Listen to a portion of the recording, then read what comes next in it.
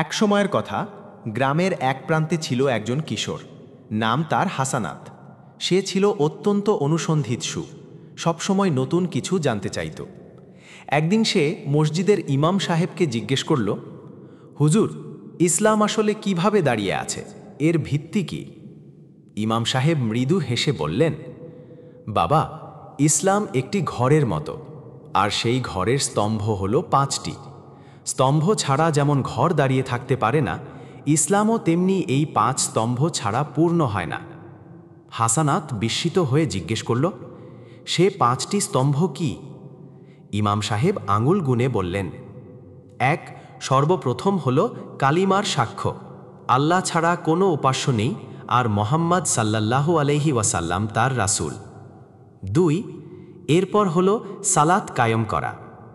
3, জাকাত আদায় করা, ধনীদের সম্পদ থেকে গরিবের হক আদায় করা। 4, আল্লাহ সুযোগ দিলে জীবনে অন্তত একবার হজ করা। 5, আরেকটি হল রমজানের রোজা রাখা। হাসানাত গভীর মনোযোগে শুনছিল। তার মনে হলো, সত্যিই তো, ঘরের ভেতর বসবাস করতে হলে যেমন মজবুত স্তম্ভ দরকার, তেমনি মুসলিম জীবনকে শক্তিশালী করতে দরকার এই 5 স্তম্ভ। সেদিন থেকে হাসানাত প্রতিজ্ঞা করল, ধীরে ধীরে হলেও সে এই 5 স্তম্ভকে তার জীবনের অংশ বানাবে।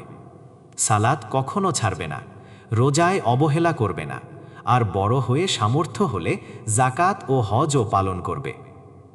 ইমাম সাহেব সন্তুষ্ট মনে বললেন, বাবা, যে মুসলিম এই 5 স্তম্ভকে আঁকড়ে ধরে তার ঈমান অটল থাকবে।